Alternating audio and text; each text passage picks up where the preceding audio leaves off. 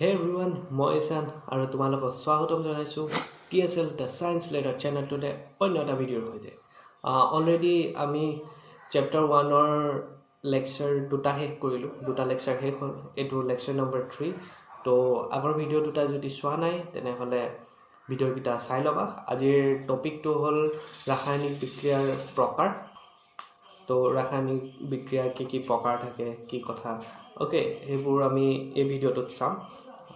তো য়েছ ভিডিঅ'টো লাষ্টলৈকে চাবা যদি ভিডিঅ'টো ভাল লাগে তেনেহ'লে প্লিজ ভিডিঅ'টো লাইক চেনেলটো ছাবস্ক্ৰাইব কৰি থৈ যাবা য়েছ তেন্তে আহা আজি ভিডিঅ'টো আৰম্ভ তো ভিডিঅ'টো আৰম্ভ কৰোঁ আকৌ এবাৰ কৈছোঁ আগৰ ভিডিঅ'কেইটা চাই ল'বা অ'কে ৰাসায়নিক বিক্ৰিয়াৰ প্ৰকাৰ আজি টপিকটো অ'কে ৰাসায়নিক বিক্ৰিয়াৰ প্ৰকাৰ মানে কি প্ৰকাৰৰ ৰাসায়নিক বিক্ৰিয়া থাকিব পাৰে অ'কে এইটো চোৱা এই টপিকটোত আমি এইকেইটা পঢ়িম সংযোজন বিক্ৰিয়া বিযোজন বিক্ৰিয়া অপসৰণ বিক্ৰিয়াক আমি প্ৰতিস্থাপন বিক্ৰিয়া বুলিও কওঁ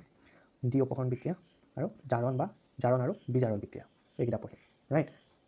তো আজিৰ এই ভিডিঅ'টোত আমি কেৱল সংযোজন বিক্ৰিয়াটোৱে আলোচনা কৰিম পিছত বাকীকেইটা আলোচনা কৰিম ৰাইট তো আজিৰ এই ভিডিঅ'টো আৰম্ভ কৰোঁ এতিয়া সংযোজন বিক্ৰিয়া মানে কি চোৱা যেতিয়া দুটা বা ততোধিক পদাৰ্থ মানে মৌল বা যৌগ লগ হৈ এটা মাত্ৰ বিক্ৰিয়জাত পদাৰ্থ মানে কি মানে যিটো ওলায় ৰাইট প্ৰডাক্ট যিটো ওলায় তাক আমি বিক্ৰিয়জাত পদাৰ্থ বুলি কওঁ মানে এইটো এই দুটা কি আছিলে তোমাৰ বিক্ৰিয়ক আৰু এইটো কি হ'ল বিক্ৰিয়জাত ৰাইট এইটো বিক্ৰিয়জাত বুলি কোৱা হয় আৰু ইয়াক বিক্ৰিয়ক বুলি কোৱা হয় বুজি পালা এইখিনি মই প্ৰিভিয়াছ ভিডিঅ'ত কৈছোঁ তোমালোকে এইকেইটা চাই আহিবা অ'কে তো যদি দুটা বা ততোধিক পদাৰ্থ লগ হয় এতিয়া চোৱা এ আৰু বি দুটা আছে ৰাইট দুটা লগ হৈ পেলাই দুটা লগ হৈ পেলাই কি হৈছে এটা ৰাইট অনলি এটা বিক্ৰিয়জাত পদাৰ্থ গঠন হৈছে ইয়াত অনলি এটা বিক্ৰিয়জাত পদাৰ্থ গঠন হৈছে ৰাইট এইটো এ প্লাছ বি দুটা যোগ হৈ পেলাই কি গঠন কৰিছে এ বি অনলি এটা বিক্ৰিয়জাত পদাৰ্থ গঠন কৰিছে অ'কে এতিয়া ইয়াত এটা এক্সাম্পল আছে চোৱা এইটো এক্সাম্পল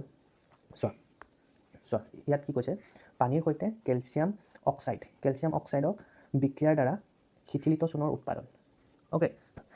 এইটো কি পানীৰ সৈতে এইটো দেখিছানে এইখিনি পানী অ'কে এইখিনি এই টুকুৰাকেইটা তলত আছে এইকেইটা কি কেলছিয়াম অক্সাইড এই দুটা বিক্ৰিয়া কৰি পেলাই কি উৎপন্ন হৈছে শিথিলিত চূণৰ উৎপন্ন হৈছে অ'কে তো ইয়াৰ ৰিয়েকশ্যনটো কেনেকুৱা হ'ব চোৱা ইয়াত চোৱা ইয়াৰ ৰিয়েকশ্যনটো চোৱা CaO ৰাইট CaO মানে কি Ca মানে হ'ল কেলছিয়াম O মানে কি অক্সাইড অ'কে কেলছিয়াম অক্সাইড আৰু পানীৰ বিক্ৰিয়া হৈ পেলাই কেলছিয়াম অক্সাইড আৰু পানী বিক্ৰিয়া হৈছে বুজি পাইছানে পানী বিক্ৰিয়া হৈ পেলাই কি উৎপন্ন হৈছে এইটো কেলছিয়াম হাইড্ৰক্সাইড CaOH হোল 2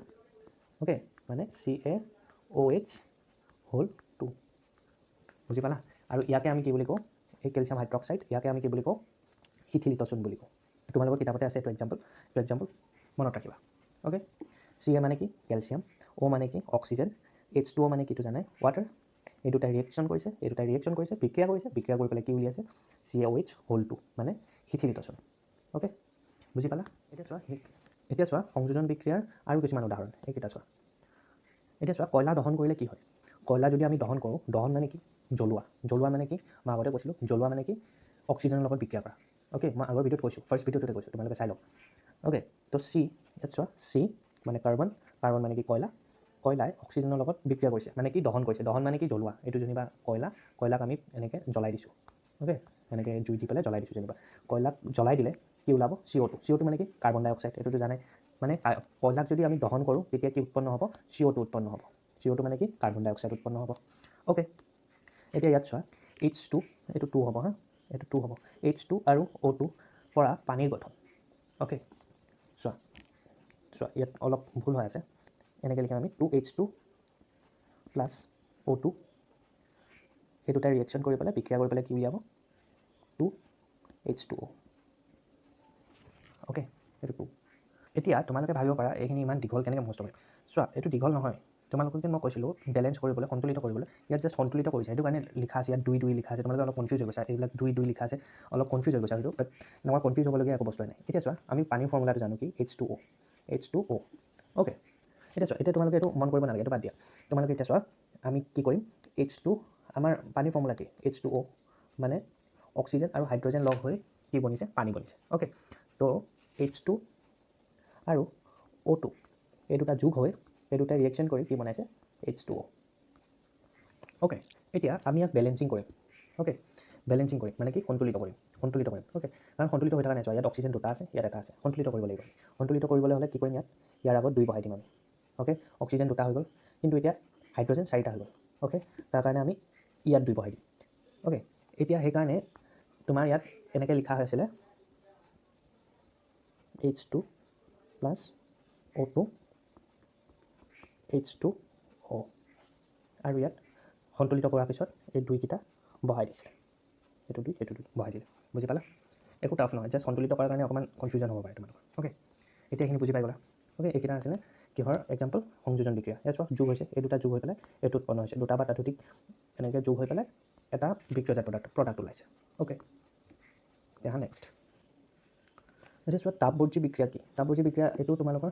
সংযোজন বিক্ৰিয়াৰ লগতে আছে কিতাপতে আছে তোমালোকৰ তো এইটো কি বস্তু চোৱা এতিয়া যিবোৰ বিক্ৰিয়াত বিক্ৰিয়াজাত পদাৰ্থ এইটো চোৱা যিবোৰ বিক্ৰিয়াত বিক্ৰিয়াজাত পদাৰ্থ উৎপন্ন হোৱাৰ লগতে তাপৰ উদ্ভৱ হয় বুজি পাইছানে বিক্ৰিয়াজাত পদাৰ্থ উৎপন্ন হৈছে A+B এই দুটা ৰিয়েক্ট কৰি কি হৈছে বিক্ৰিয়া কৰি কি উৎপন্ন হৈছে B মানে বিক্ৰিয়াজাত পদাৰ্থ উৎপন্ন হৈছে তাৰ লগতে কি উৎপন্ন হৈছে তাপ অ'কে তাপ তাৰ লগতে তাপো উৎপন্ন হৈছে বুজি পালা তাপ উদ্ভৱ হয় সেইবোৰক আমি তাপবৰ্জী বিক্ৰিয়া বুলি কওঁ অ'কে তাপবৰ্জী বিক্ৰিয়া বুলি কোৱা হয় বুজি পালা মানে তাপ বৰ্জন কৰি দিছে অ'কে কিবা এটা ৰিয়েকশ্যন হৈছে এতিয়া চোৱা কিবা এটা ৰিয়েকশ্যন হৈছে এইটো যেনিবা কিবা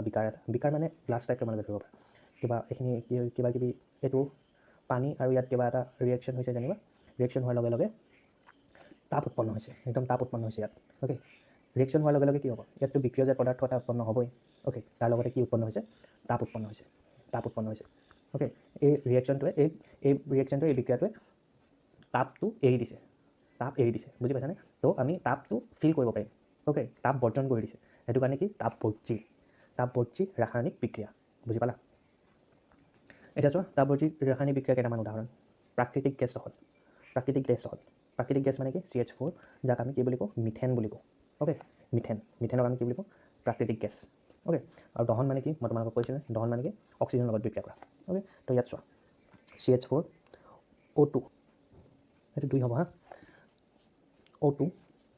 এই দুটা ৰিয়েকশ্যন কৰি পেলাই মিথেন আৰু অক্সিজেন ৰিয়েকশ্যন কৰি পেলাই কি কাৰ্বন ডাই অক্সাইড আৰু ৱাটাৰ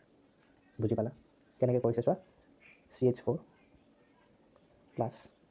O2 ৰিয়েকশ্যন কৰি পেলাই কি উলিয়াইছে CO2 প্লাছ H2O অ'কে এতিয়া আমি ইয়াক বেলেঞ্চ কৰি দিম সন্তুলিত কৰি দিলে কি হ'ব চোৱা ইয়াত অক্সিজেন দুটা আছে ইয়াত অক্সিজেন কেইটা আছে চোৱা 1 2 3 মিলাব লাগিব মিলাবলৈ আমি কি কৰিম ইয়াত 2 এটা বহাই দিওঁ টোটেল কেইটা হৈ গ'ল 1 2 ইয়াত দুটা হ'ল ইয়াতো দুটা হ'ল টোটেল 4টা হৈ গ'ল ইয়াতো 4 কৰিবলৈ আমি কি কৰিম ইয়াত এটা 2 বহাই দিম বুজি পালা এতিয়া হাইড্ৰজেন কেইটা হ'ল 4টা হ'ল হাইড্ৰজেন ইয়াত হাইড্ৰজেন কেইটা আছে 4টা আছে মিলি গ'ল কাৰ্বন ইয়াত কেইটা আছে এটা আছে ইয়াত কেইটা আছে এটা আছে মিলি গ'ল মানে সন্তুলিত হৈ গ'ল বুজি পালা এইটো ৰিয়েকশ্যন তাৰপিছত শ্বসনকো আমি তাপবৰ্জী বিক্ৰিয়া বুলি কওঁ এতিয়া শ্বসন কি সেইটো আমি জানিম বাৰু তাৰপিছত ইয়াত চব বনস্পতিজাত দ্ৰব্যৰ পাচন সাৰলৈ হোৱা পৰিৱৰ্তনো এটা তাপবৰ্জী বিক্ৰিয়া বুজি পালা অ'কে এতিয়া চোৱা শ্বসন মানে কি চোৱা জীয়াই থাকিবলৈ আমাক শক্তি লাগে শক্তি লাগে আমি এই শক্তি খাদ্যৰ পৰা পাওঁ তুমি কিবা খাই আছা ৰাইট সেইটো কাৰণে তুমি শক্তি পাই আছা এই শক্তি আমি ক'ৰ পৰা পাওঁ খাদ্যৰ পৰা পাওঁ হজম প্ৰক্ৰিয়াটো খাদ্যবস্তুৰ সৰল পদাৰ্থলৈ ভাঙি যায় বুজি পালা এতিয়া চোৱা সৰল পদাৰ্থ মানে কি চোৱা উদাহৰণস্বৰূপে চাউল আলু ৰুটি আদিত কি থাকে কাৰ্বহাইড্ৰেট থাকে অ'কে এই কাৰ্বহাইড্ৰেটবোৰ গ্লুক'জলৈ ভাঙি যায় অ'কে এই গ্লুক'জ আমাৰ দেহৰ কোষত অক্সিজেনেৰে সৈতে লগ হয় আৰু শক্তিৰ যোগান ধৰে এই বিক্ৰিয়াৰ বিশেষ নামটোৱে হ'ল শ্বসন বুজি পালানে এতিয়া চোৱা ক্ষুদ্ৰ অংশলৈ ভাঙি যায় মানে কি ক্ষুদ্ৰ পদাৰ্থলৈ চোৱা তুমি যেনিবা কিবা এটা খালা ৰাইট ধৰি লোৱা এইটো আলু অ'কে আলুটো তুমি খালা অ'কে খোৱাৰ পিছত আলুত কি আছে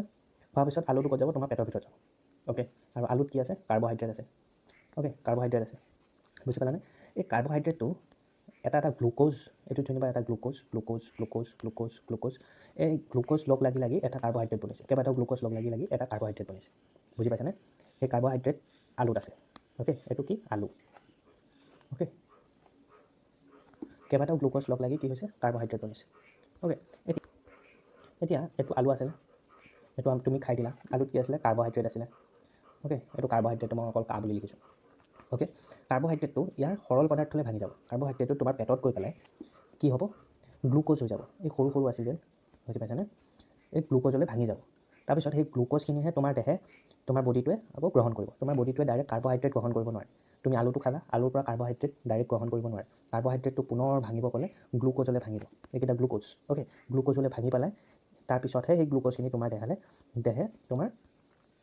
কি গ্ৰহণ কৰিব বুজি পালা দেহে তেতিয়াহে গ্ৰহণ কৰিব পাৰিব ডাইৰেক্ট কাৰ্বহাইড্ৰেট তোমাৰ এনেকৈ গ্ৰহণ কৰিব নোৱাৰে বুজি পালা সেইটো কাৰণে কাৰ্বহাইড্ৰেট গ্লুক'জলৈ পৰিৱৰ্তিত হয় ফাৰ্ষ্ট তাৰপিছত সেই গ্লুক'জ তোমাৰ দেহে গ্ৰহণ কৰে সেইটোৱে সৰল পদাৰ্থ ঠিক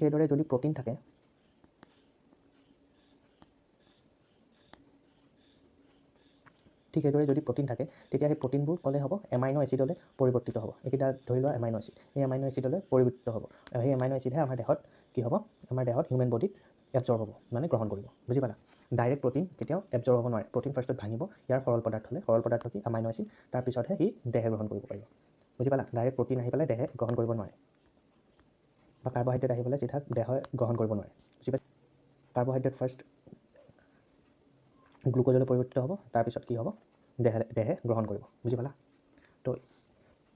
এইখিনি ইয়াত কোৱা হৈছে এইখিনি ছখন কি এতিয়া বুজি পালা অ'কে তো আজিলৈ মানে এইখিনি আছিলে তোমাৰ কি সংযোজন বিক্ৰিয়া অ'কে তো এইখিনি আছিলে সংযোজন বিক্ৰিয়া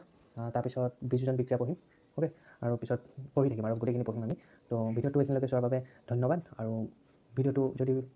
ভিডিঅ'টো চাই যদি কিবা উপকৃত হ'লা তেনেহ'লে প্লিজ ভিডিঅ'টো লাইক এণ্ড চেনেলটো ছাবস্ক্ৰাইব কৰি যাবলৈ নাপাহৰিবা আজিলৈ মানে আহিছোঁ বাই বাই